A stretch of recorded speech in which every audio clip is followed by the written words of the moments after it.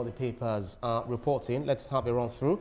The Nation newspaper is saying why real-time e-transmission of results can't work by Senate. We lack communication infrastructure for it. Federal lawmakers reconvene on bill. This Nigeria, wiretapping, EL-Rufai fights dirty battle with Ribadu. It's dangerous for NSA's lines to be tapped. Ex-Kaduna governor alleges importation of toxic chemicals by Ribadu faces EFCC's grilling today. Abuja inquirer, alleged NSA poison imports. EL-Rufai stirs the alarm. Provide evidence to DSS. Ribadu, and then Nigerians demand answers. Observer Times, EL-Rufai under fire after confessing to have intercepted NSA's calls. Northern youth demand probe. Next is the Punch newspaper. Emergency plenary. National Assembly moves to shift presidential poll to February the 13th. Senate House recalled lawmakers from recess again. And the Blueprint newspaper. 2027 general election. INEC consults over Ramadan overlap. National Assembly holds emergency session on Tuesday. The Business NG. Lawmakers INEC scramble as 2027 general elections collide with Ramadan. And the Hope newspaper, Oshun Goba poll, PDP, Labour Party not among 14 parties cleared by INEC. And Platform Times talks about the health sector. Brain drain worsens as Nigeria loses 50,000 doctors overseas. NMA says more physicians now outside Nigeria. Leadership newspaper, 2027, APC governors tape Uzodinma as next Senate president. And Sport Alive, March 2026, FIFA window. Iran propose friendly against Eagles. Venue yet to be decided. I'll be doing this with Olamide, Ria, and in-house analyst Biodun Shomi. Welcome to the conversation, guys. Yeah. All right, then, let's start off with the Nation newspaper, saying that what real-time e-transmission of results can't work. That's according to the Senate. The Senate, the leadership of the Senate, and also the one who heads the Senate Committee on Electoral Reforms, was saying that what we have been doing currently, we've been doing transmission of election results. But talking about real time, we do not have the infrastructure. So, asking for, things like this is something that it's out of the ordinary, because even if we try real time, assuming we have all the infrastructure, we try the real time, it may not work because it can be hacked. Absolutely. I think the issue here, a lot of people think that, well, they're rejecting the e-transmission of results for nefarious reasons. I think it's less about that. And if you ask me, I think it's more of understanding that our digital infrastructure is not election ready yet. Yeah. And I think that is INEC understands its electorate, it understands the climate in which it's operating, and it's taking steps to protect the democratic process. I know a lot of people don't see it that way, but I do. If election results aren't transmitted real time effectively, it now becomes INEC's problem to clean that up. It opens everything up to more legal disputes, more disputes. So I think that they're understanding where they stand. We have to remember that our need for democracy and a digital democracy, it must match our democratic aspirations. Absolutely, because of our time. They have to meet in the middle. Yeah, because of our time. Ria, quickly respond to it. For me, I feel like we're asking for something that INEC cannot give, just to put it in plain, in plain English. At the end of the day, when I speak about this, all I say is that we want a free and fair election. We want a credible election. We want the 2027 election to be an election that Nigerians will say that, we've regained our trust and faith in INEC again. Of course, a lot of people will talk, but it's left on INEC to do the right thing, what they feel, will be good for Nigerians, what they feel like Nigerians will know that this is a credible, election. I know Josh Amopita has also come out, there is now a budget for the election. Yeah. We're just hoping that that money goes into the right places. There's a lot we need to talk about. We are just putting all our, talks on real time. What about, safeguarding the ballot? What about preparing security for elections? So we don't need to put all of those things aside, because these things are also very important for a credible election. Let's, very related headlines here. If you look at the Punch newspaper, I wanted to respond to the earlier conversation vis-a-vis this. Emergency plenary, National Assembly moves to shift presidential poll to February 13th. That's following the release of the election timetable. If you look at the Blueprint newspaper, it's also saying INEC consults over Ramadan overlap. National Assembly holds emergency session on Tuesday. The same thing for Business Nigeria. Lawmakers INEC scramble as 2027 general election collide with Ramadan. So there are those who, on one hand, we are arguing over e-transmission. On the other hand, the those who have religious affiliations, especially talking about the Islamic faith, Ramadan 2027 seems to fall within the, INEC election seems to fall within that period. And they're asking that it should be shifted. The Christian faith are also saying, see, some of us are observing Lent period and it will fall around that time, so we should move it a bit further. And there's this argument that Nigeria is a secular state. Why is it that we are worried over, religious, affiliations regarding our national voting? Yeah, well, that's where we are currently in regards to secularity. Is more or less we are mounting it. It's right in our constitution, but we do not observe it. But on the other hand, when you look at it from another angle, those who have strong faiths in different religions within our country also have the right to expect that elections will be conducted when it will not clash with their religious, particularly the annual religious observation. For instance, in the case of the Muslims, you realize that they tend to have less civic engagement during Ramadan. Many of them actually staying indoor or going to their mosque and do their prayers and all that. So even in other places, people tend to respect that viewpoint, including the Christians. So but I think the bottom line at the end of the day is, what would it cost to shift it? Nothing. Yeah. It will only build public confidence in the process, and the fact that INEC and National Assembly are listening more to the people, because the people matters. It's about perception. The optics matters. Absolutely. In relation to the e-transmission, what seems to be very clear is you only need to look at the figures. INEC said about 7% of the country does not have coverage. What would that figure translate to if you take it, assume that our population is 235 million? That's over 16 million. And even if you say 50% of those 16 million will be eligible to vote, you are looking at a figure of 8 million, higher than the margin of victory, in past elections. So therefore, it is clear and common sense that we are not yet ready for e-transmission. We do not have the IT to back it up. All right, Ibrahim, I just want to say something really quickly about this. So when I saw that, they had said National Assembly, they want to push back the dates because of Ramadan, I had to speak I had to speak to a very, strong Muslim this morning when I was coming to the office. And he asked me one question. He says, when we're fasting, do we go to work? Ibrahim, you're a Muslim. Do you go to work when you fast? Ramadan does not stop you from engaging in your regular activities. You come to work even when you're fasting. Even as a Christian, when I'm fasting, I go to work. So I do not see the reason why we will now want to push it back because of Ramadan. Because even Muslims are Christians, we still, I wouldn't say because I'm fasting I won't come on the morning show. It's my job, and voting as well is your job, it's your duty. So I just wanted to add it in because I had to speak to I'm not going to mention the name, but he's a very strong Muslim, and he believes that why are we saying we want to change the date because of religious I think it's because of the sensitivity, and then the fact that some people can also claim that they will be tired naturally towards the end of the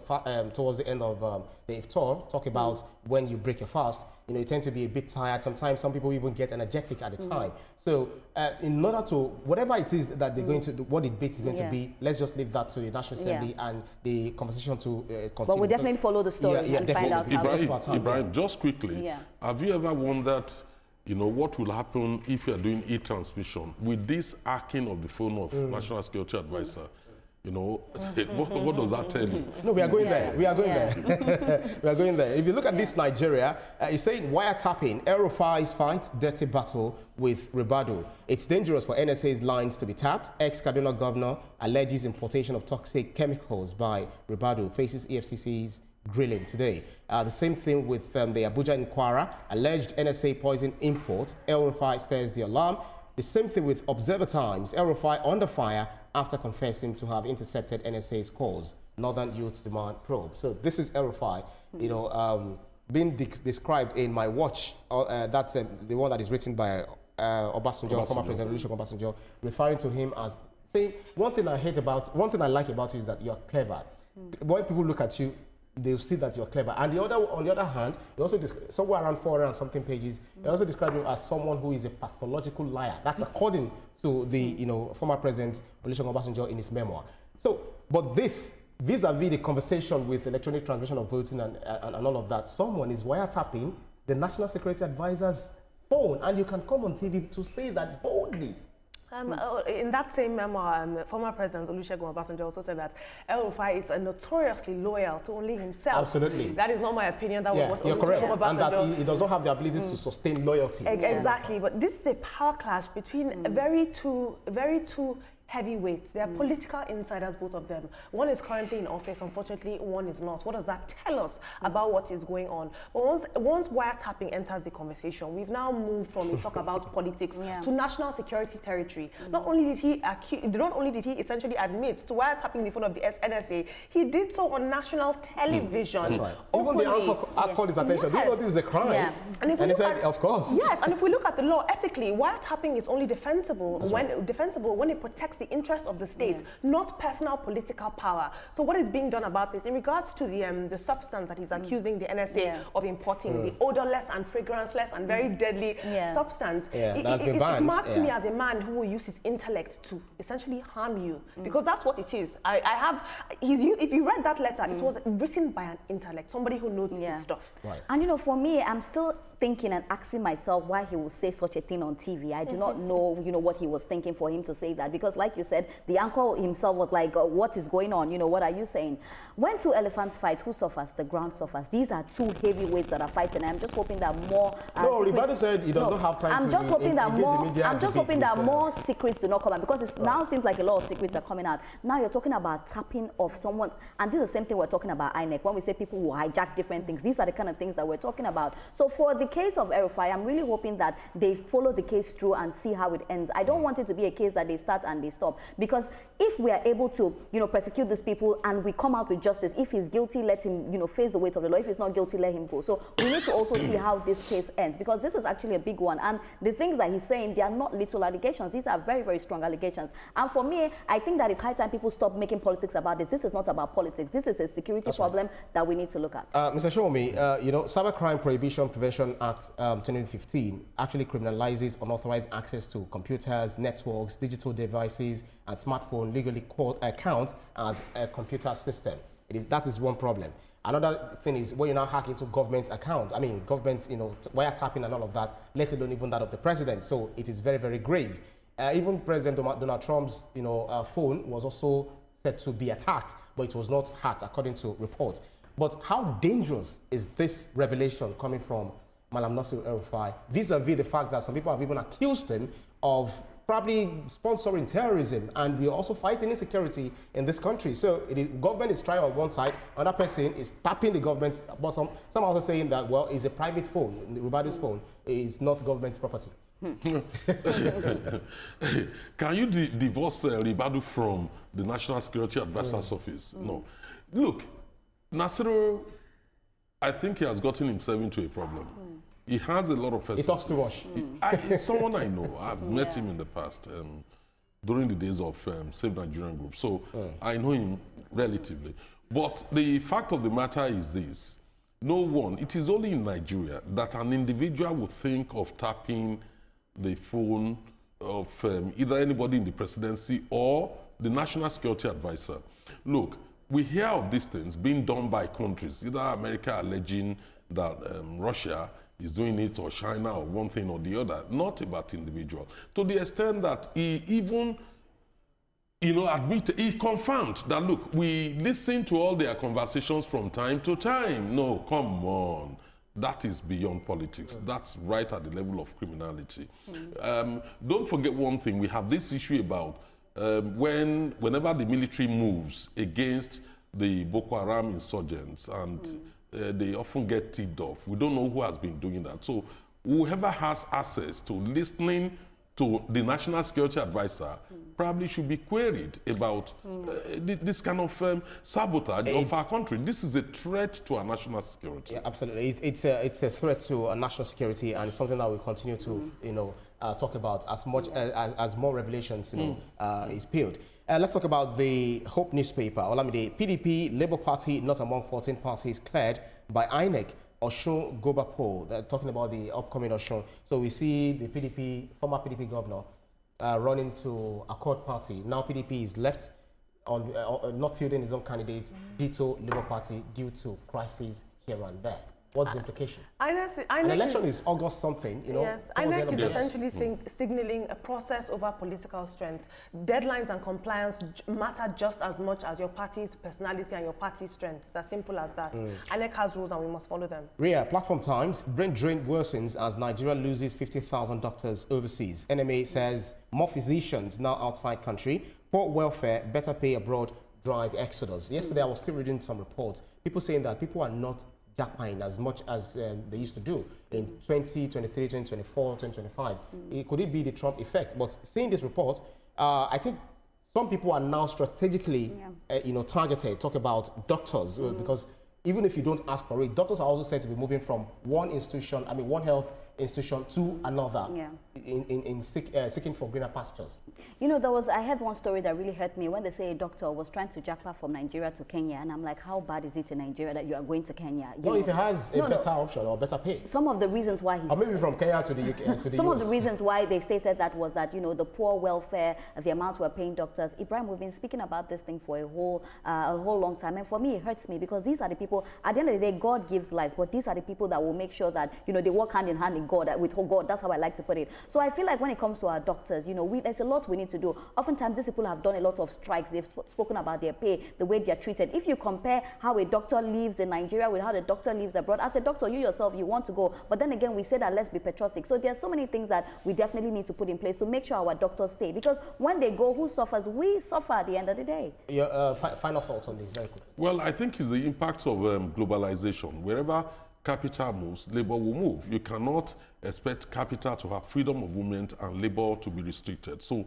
you are likely going to have this kind of pattern from time to time. In a way, it helps the labor market to adjust itself, either in terms of pay or better conditions being introduced within our own country. We are beginning to see that, with what the federal government has achieved with us. So eventually, it's bound to slow and moderate at the point. That's right. Sporting Live, March 2026 FIFA window. Iran proposed friendly against Eagles. Venue yet to be decided. I would love to see that match. But Iran is actually facing economic woes. I think their currencies, no, they've not even fixed it. You'd like prediction, no? So I think they are facing economic sanctions, and that has affected their currency. I think their currency is about 1,070,000 to $1. You can imagine how terrible that is. But I feel that we're still going to defeat them. Of course, it's a no-brainer. Of course, 5-0 actually. We should go.